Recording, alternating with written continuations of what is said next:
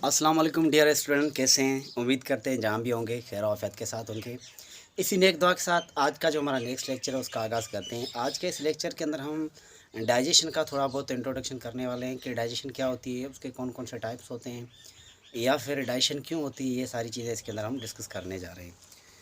तो आज का जो लेक्चर है हमारा बायोलॉजी क्लास 9th का जो ना digestion in humans, digestive system in humans, digestive system in humans.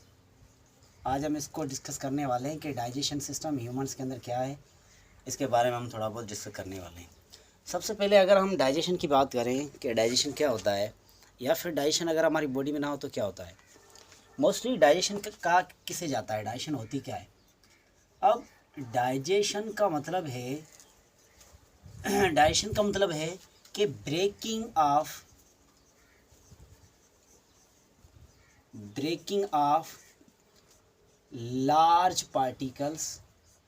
Large food particles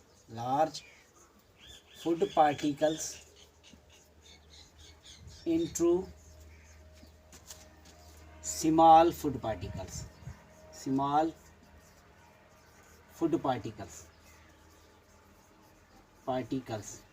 is known digestion. Digestion क्या है कि बड़े फूड मॉलिक्यूल्स को हम ब्रेक करें, उसको डिकम्पोज करें, तोड़ें छोटे छोटे जो ना फूड पार्टिकल्स के अंदर, तो उसे हम क्या कहेंगे, डाइजेशन कहेंगे। या फिर हम इस तरह से भी कह सकते हैं कि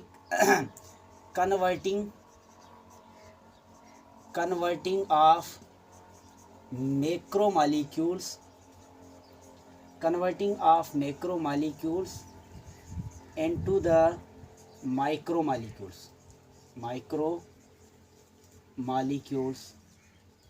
is known डाइजेशन। या फिर हम इस तरह से भी कह सकते हैं कि converting of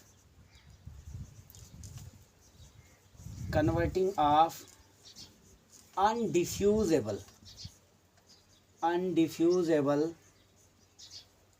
particles into diffusible particles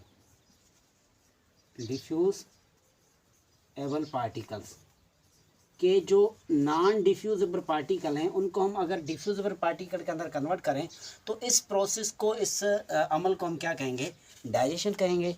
digestion क्या है? ये एक ऐसा प्रोसेस है जिसके अंदर लार्ज मैक्रोमॉलिक्यूल जो अनडिफ्यूजेबल हैं उनको अगर हम स्मॉल माइक्रोमॉलिक्यूल या फिर डिफ्यूजेबल पार्टिकल्स के अंदर चेंज करें तो उस प्रोसेस को हम कहेंगे डाइजेशन। अब डाइजेशन क्यों होती है? मोस्टली हमारा जो फूड है वो हमारे पास कॉम्प्लेक्स फॉर्म में होता है। जो हम खाना खाते हैं वो हमारे पास कॉम्प्लेक्स मैक्रोमॉलिक्यूल के फॉर्म में होते हैं, मगर हमारे जो बॉडी के अंदर जो सेल होते हैं उनके अंदर जो न्यूट्रिएंट एब्जॉर्ब होते हैं वो माइक्रो मॉलिक्यूल्स के फॉर्म में एब्जॉर्ब होते हैं। जो हम खाना खाते हैं वो मैक्रो होता है, तो हम क्या करते हैं, उस मैक्रो जो फूड होता है हमारा उसको हम कन्वर्ट करते हैं, उसकी ब्रेक डाउन करवाते हैं, उसकी डाइजेशन करवाते हैं इनटू द स्मॉल पार्टिकल्स, ताकि वो इजीली हमारी बॉडी के अंदर क्या हो जाए, एब्जॉर्ब हो जाए। इस वजह से अल्लाह ताला ने हमारी बॉडी के अंदर डाइजेशन का प्रोसेस रखा हुआ है। अब होता क्या है, अगर आपको याद हो तो प्रीवियस लेक्चर के अंदर जिसमें हमने ह्यूमन फूड कंपोनेंट्स के अंदर हमने डिफरेंट ह्यूमन फूड कंपोनेंट पढ़े थे। ह्यूमन फूड कंपोनेंट इसके अंदर हमने डिफरेंट जो ना ह्यूमन फूड कंपोनेंट पढ़े थे, जिसके अंदर हमारे पास कार्बोहाइड्रेट्स हो गया,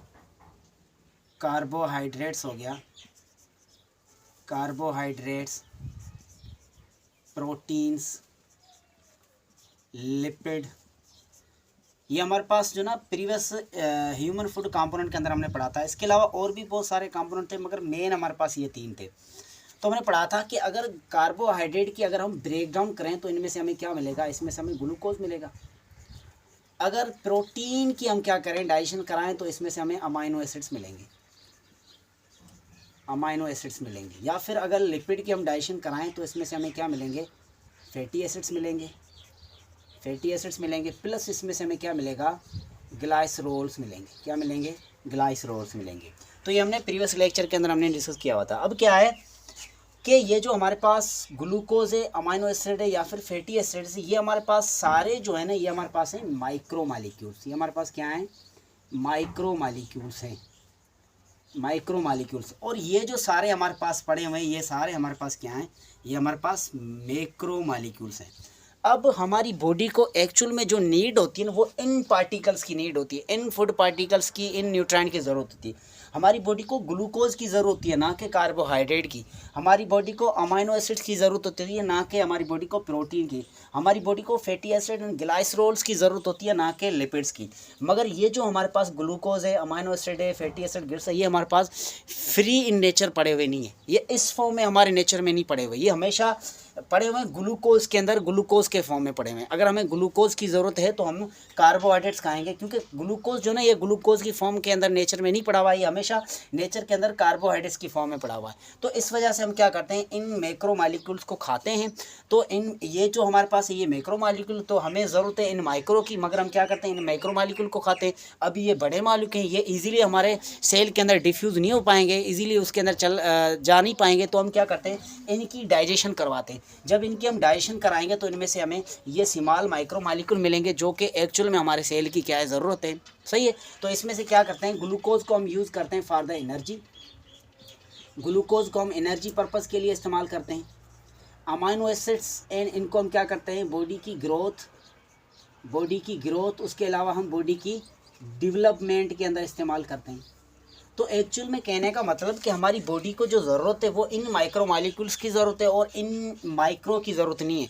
तो हम क्या करते हैं कि ये हमारे नेचर के अंदर इस फॉर्म में अवेलेबल नहीं है, तो हम इनको खाते हैं, फिर इनकी हम क्या करते हैं डाइजेशन करते हैं, ताकि इनमें मौजूद जो हमारे पास ये माइक्रो मालिक्यूल है ये हमारे बॉडी के सेल्स को मिल सकें और हमारे बॉडी के सेल्स के जो नॉर्मल फंक्शन है वो हम परफॉर्म कर सकें, सही है। इसके अलावा अगर हम डाइजेशन की बात करें तो डाइजेशन एक्चुअल में हमारे पास जो ना दो टाइप्स की होती है। एक होता है हमारे पास जो ना मैकेनिकल डाइजेशन,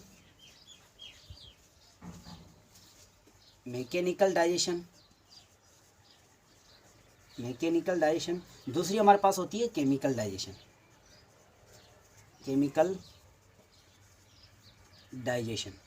अब मैकेनिकल डाइजेशन हैं दोनों डाइजेशन, जस्ट इसके अंदर जो एक्टिविटी परफॉर्मर होंगे वो क्या है, चेंज है।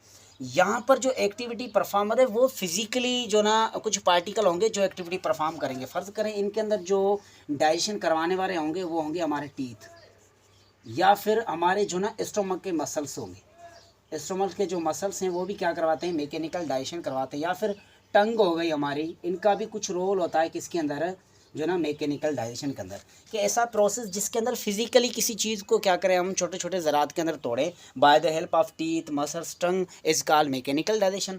ऐसी डाइजेशन जिसके अंदर कोई केमिकल हम यूज़ करें किसी पार्टिकल को छोटे पार्टिकल्स के अंदर तोड़ने के लिए, जिसके अंदर हम क्या करें किसी केमिकल को इस्तेमाल करें फूड को छोटे पार्टिकल्स के अंदर तोड़ने के लिए, तो उस डाइजेशन को हम क्या कहेंगे, वो हमारे पास केमिकल डाइजेशन के इसके अंदर केमिकल यूज़ होता है। अब केमिकल वो कौन सा होता है, वो हमारे पास जो ना सलाइवा हो सकता है, क्योंकि सलाइवा में हमारे पास क्या होता है, हमारे पास एंजाइम्स होते हैं। इसके अलावा हमारे पास जो ना हमारी जो बाइल जूस हो गया, हमारे पास बाइल जूस हो गया। इसके अलावा स्टोमक में बनने वाला HCl, ये सारे हमारे पास क्या हैं, केमिकल है जो क्या करते हैं, केमिकल डाइजेशन परफॉर्म करवाते हैं। तो ये मोनली दो टाइप थे डाइजेशन के। एक होती है मैकेनिकल डाइजेशन जो टीथ, मसल्स, टंग परफॉर्म करवाते हैं, दूसरी है केमिकल डाइजेशन जो डिफरेंट केमिकल परफॉर्म करवाते हैं, जिसमें हमारे पास एंजाइम हो गया, बाइल जूस हो गया, HCl हो गया। तो किसी केमिकल वजह से किसी फूड पार्टिकल को तोड़ें तो हमारी वो क्या हो जाएगी, केमिकल डाइजेशन हो गई। अब इसकी क्या इंपॉर्टेंस है, डाइजेशन क्यों ज़रूरी है हमारी बॉडी के अंदर। अब होता क्या है, जो हम खाना खाते हैं वो एक्चुअल में जो ना पहले भी हमने डिस्कस किया, वो जो ना मैक्रो मालिक्यूल के फॉर्म में पड़ा हुआ है। तो हम जो फूड खाते हैं वो तो एक कॉम्प्लेक्स मालिक्यूल के फॉर्म में पड़ी हुई, तो इजीली वो हमारे सेल के अंदर एब्जॉर्ब नहीं हो पाएंगे। हमें जो ना हमारे सेल को छोटे छोटे पार्टिकल्स चाहिए, सिंपल पार्टिकल चाहिए जो इजीली डिफ्यूज़ हो सके। मगर ये क्या है, मैक्रो मालिक्यूल है, कॉम्प्लेक्स मालिक्यूल है जो इजीली हमारे सेल के अंदर डिफ्यूज़ नहीं हो पाएंगे। फिर अल्लाह ताला ने हमारी बॉडी के अंदर एक सिस्टम रखा हुआ है, जो सिस्टम क्या करता है, इन मैक्रो मालिक्यूल को ब्रेक करता है, जो ना माइक्रो मालिक्यूल के अंदर इन बड़े मालिक्यूल को सिंपल मालिक्यूल के अंदर क्या करता है, ब्रेक करता है। फिर वो सिंपल मालिक्यूल ईजिली हमारे सेल के अंदर क्या हो जाते हैं, एब्जॉर्ब हो जाते हैं। अगर डाइजेशन नहीं होती, अल्लाह ताला ने ये डाइजेशन का प्रोसेस नहीं रखा था, तो इजीली हमारी बॉडी के अंदर ये सारे जो ना मालिक्यूल्स एब्जॉर्ब नहीं हो सकते। फिर हमारे बॉडी की जो नॉर्मल एक्टिविटीज़ है, जैसे ग्रोथ हो गया या एनर्जी का मिलना या डेवलपमेंट, जितने भी नॉर्मल फंक्शन है वो इजीली जो ना हमारी बॉडी के अंदर परफॉर्म या फिर हो ही नहीं सकते इनकी वजह से, क्योंकि हमारी बॉडी को जो फंक्शन परफॉर्म कराने के लिए जो एनर्जी सारी चीज़ें चाहिए वो सारी इन फूड न्यूट्रिएंट में मिलेंगे, और फूड न्यूट्रिएंट हमारी बॉडी के अंदर जो ना डाइजेस्ट नहीं होंगे। जब डाइजेस्ट नहीं होंगे तो उनमें से ये सारी चीज़ें मिलेंगी नहीं, फिर जो ना हमारी बॉडी की एक्टिविटी नहीं होगी। तो मोस्टली ये थोड़ा इंट्रोडक्शन था अबाउट द डाइजेशन। अच्छा, इसके अलावा अगर हम डाइजेशन की बात करें तो जो डाइजेशन होती है हमारे पास मोस्टली इसके अंदर एक आर्गन नहीं होता, इसके अंदर बहुत सारे जो ना आर्गन मिलकर ये डाइजेशन का फंक्शन परफॉर्म कर रहे होते हैं। जैसे माउथ हो गया, ओरल कैविटी की अगर हम बात करें, एसोफेगस की बात करें, स्टोमक की बात करें, स्मॉल इंटेस्टाइन हो गया, लार्ज इंटेस्टाइन हो गया, तो बहुत सारे आर्गन आपस में मिलकर ये एक फंक्शन परफॉर्म करवाते हैं। तो पहले हमने पढ़ा था जब बहुत सारे आर्गन आपस में मिलकर कोई एक फंक्शन परफॉर्म करें तो उसको हम क्या कहेंगे, कोई सिस्टम का नाम देते हैं, आर्गन सिस्टम का नाम देते हैं। तो हमारे पास ये डाइजेस्टिव सिस्टम है, इसका मतलब क्या है, इसके अंदर बहुत सारे आर्गन क्या करेंगे, मिलकर आपस में काम करेंगे। तो इंशाल्लाह नेक्स्ट लेक्चर के अंदर हम ना इसके आर्गन के बारे में बात करेंगे कि कौन कौन से आर्गन हैं जो डाइजेशन के अंदर रोल अपना किरदार करते हैं, या फिर डाइजेशन के अंदर कौन कौन से स्टेप्स इन्वॉल्व होते हैं। तो अगर किसी को इसका स्क्रीनशॉट लेना हो तो आप मैं थोड़ा इस तरफ हो जाता हूँ, आप स्क्रीनशॉट ले लें। उसके अलावा जितने भी मेरे दोस्त हैं उन सबसे मेरी रिक्वेस्ट है, अगर आपको हमारा ये लेक्चर अच्छा लगा हो तो प्लीज़ हमारे चैनल को लाइक करें, सब्सक्राइब करें, शेयर करें, ताकि हमारी हौसला अफजाई हो सके और हम आपके लिए अच्छे से अच्छे जो ना एजुकेशनल लेक्चर लेके आएँ। अल्लाह हाफिज़, जहाँ रहें खुश रहें।